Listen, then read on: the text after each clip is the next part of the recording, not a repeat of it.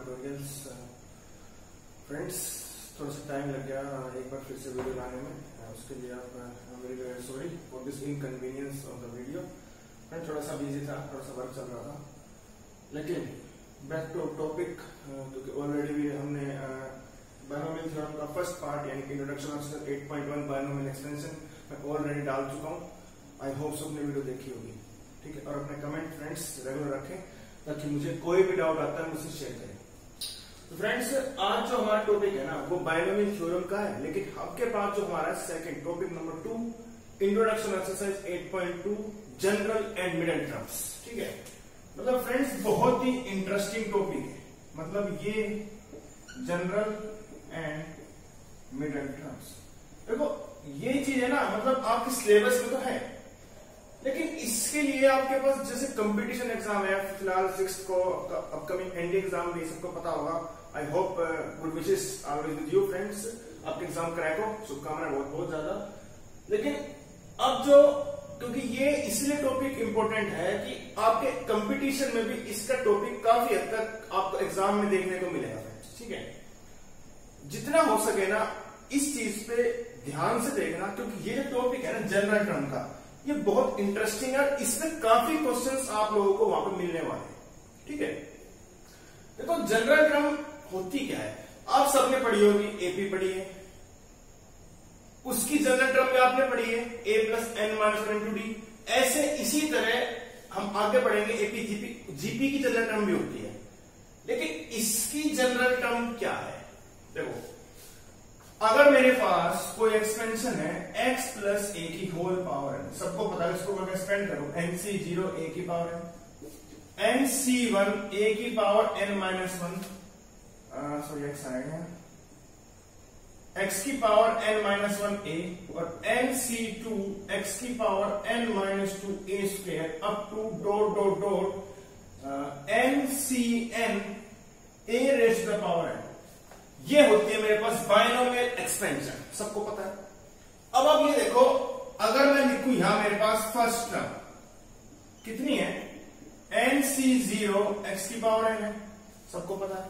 अगर मैं लिखूं सेकंड टर्म कितनी है मेरे पास यहां पर, nc1 x की power n minus one a, और थर्ड कितनी है मेरे पास, थर्ड टर्म अगर मैं लिखूं nc2 x की power n minus two a square. इस तरह से मेरे पास ये टर्म्स लिखी जाती हैं। देखो इसको बोलते हैं, जो जीरो है ना इसको बोलते हैं सफिक्स।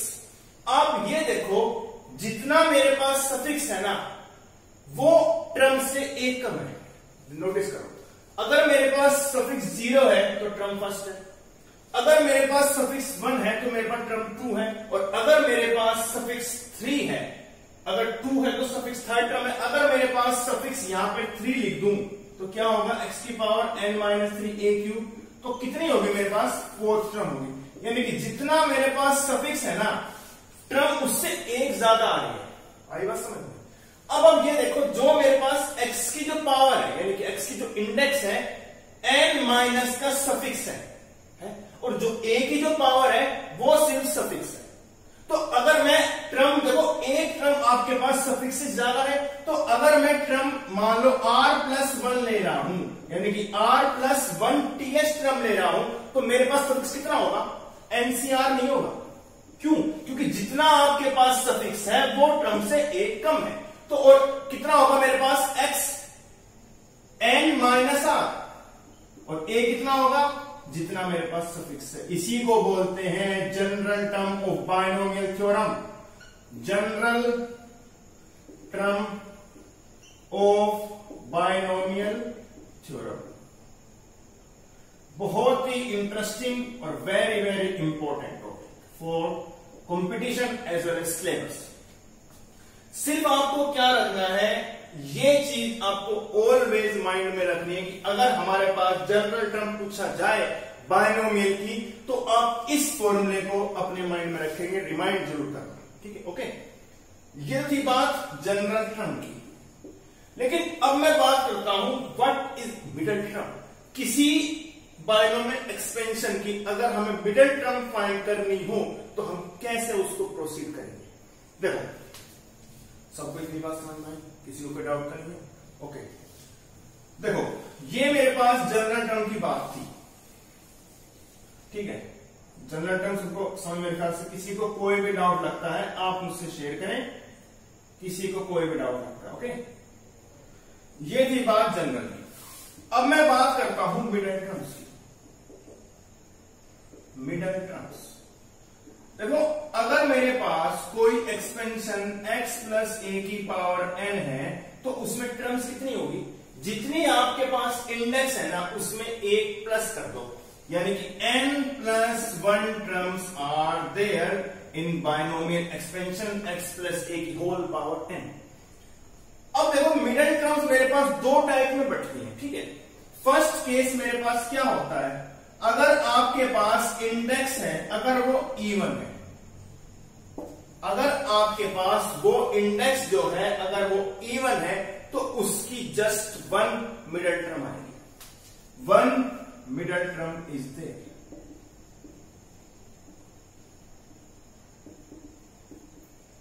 अगर आप लोगों के पास एन इवन है, अब वो टर्म होगी क्या?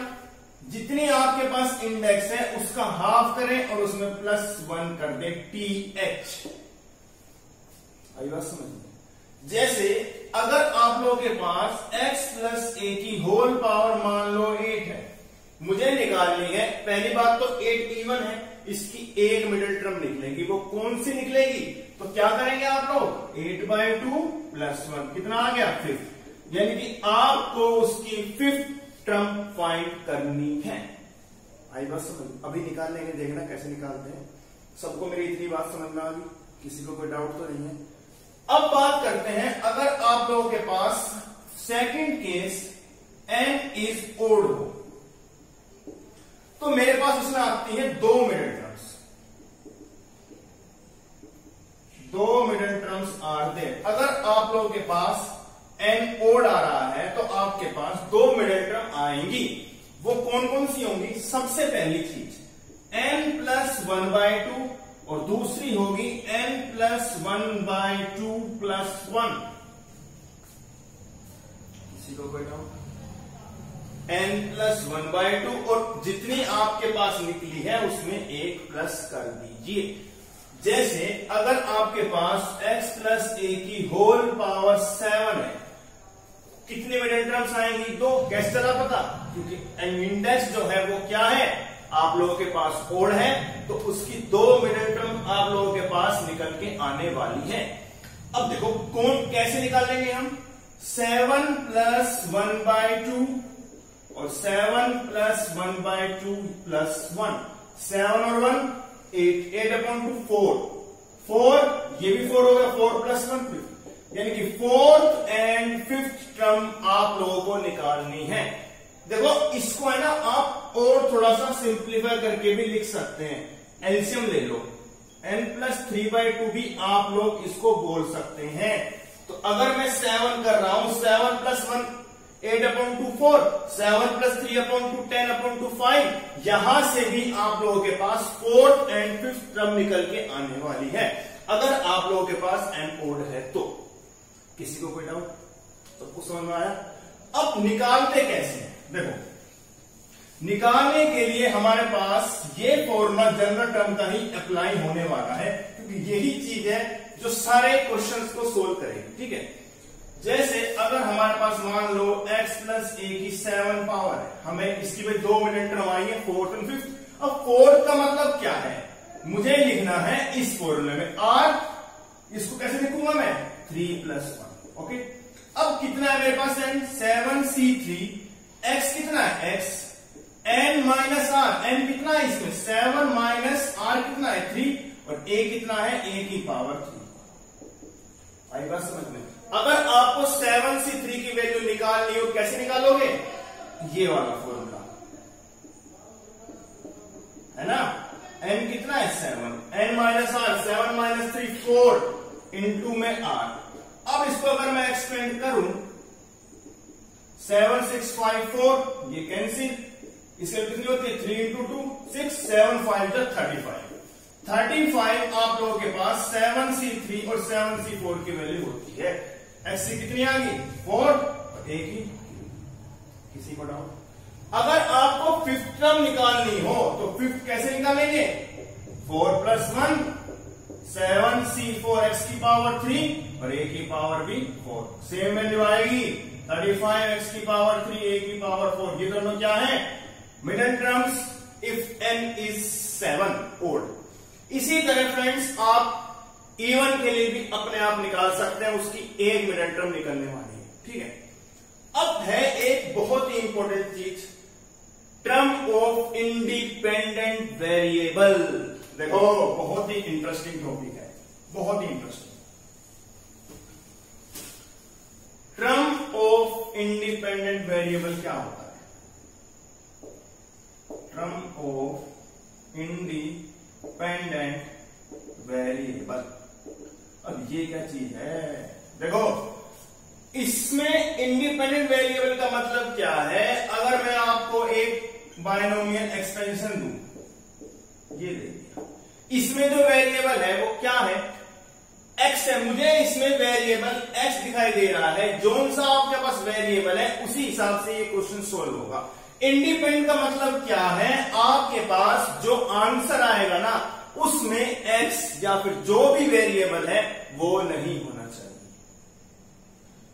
एक बायनोमियल एक्सपेंशन में अगर वो इंडिपेंडेंट पूछ रहा है तो आपके पास x भी हो सकता है और y भी हो सकता है, दो वेरिएबल साथ नहीं हो सकते। ओके, अब मुझे क्या करना है? इसका इंडिपेंडेंट निकालना है। उसके लिए मुझे क्या करना पड़ेगा? जनरल टर्म का फॉर्मूला अप्लाई करना पड़ेगा, मुझे इसकी जनरल टर्म निकालनी पड़ेगी।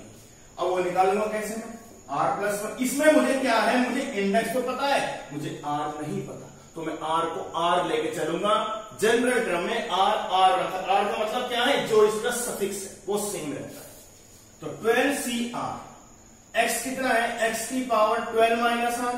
अब देखो इसमें क्या है? 1/x की पावर r है, लेकिन इसमें माइनस है ना, उसको आप अलग लिख लीजिए।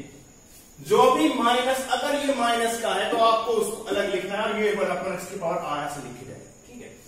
अब ये कितना हो गया? 12 - r, इसको ऊपर ले जाओ, हो जाएगी माइनस की। अब देखो ये कितना हो गया? 12cr x की पावर 12 - 2r इज -1 की पावर r। देखो अब इंडिपेंडेंट का मतलब क्या है? उसमें x नहीं होना चाहिए। इसका मतलब क्या है? जिसमें x नहीं होगा वो किससे कंपेयर होगा? x raise to the power 0। जब वो इंडिपेंडेंट पूछेगा ना, आपको याद रखना है उसमें इंडिपेंडेंट का मतलब वेरिएबल ना हो तो आप उसको कंपेयर करेंगे x raise to the power 0। अब सोल्व कैसे करेंगे? इसकी पावर कितनी है? 12 - 2r, वहां पे कितनी है? 0, दोनों कंपेयर कर दो, बेस तो सेम है ना। तो 12 - 2r इज इक्वल टू 0। कितना आ गया? 6, पुट कर दो। 12c6 खत्म, और -1 के पास इसको करने जाएगा, इवन पावर है। तो ये है आपके पास टर्म इंडिपेंडेंट वेरिएबल। देखो चेक करो, क्या इसे मेरे पास x आ रहा है? नहीं आ। ये है आपके पास एक्सरसाइज 8.2 इंट्रोडक्शन। फिर भी किसी को कोई भी टॉपिक में डाउट लगता है, आप मुझसे फ्रेंड्स शेयर करें और अपने कंसेप्ट क्लियर रखें, क्योंकि क्वेश्चंस करने से पहले कंसेप्ट सारे क्लियर होंगे, तभी आप क्वेश्चन को लगा पाएंगे। और अगर आपको वीडियो हमारी पसंद आई हो, इसको लाइक, शेयर, सब्सक्राइब करें। और किसी को कोई भी डाउट लगता है, आप मुझसे कमेंट बॉक्स में कमेंट करके पूछ सकते हैं। और सपोर्ट दोस्तों इस तरह बनाए रखें, और वीडियो को सपोर्ट आपने जो प्यार दिया उसके लिए बहुत बहुत धन्यवाद। इस तरह अपना प्यार बनाए रखें, और किसी को कोई भी डाउट आता है मुझसे शेयर करें। थैंक यू सो मच दोस्तों फॉर सपोर्ट।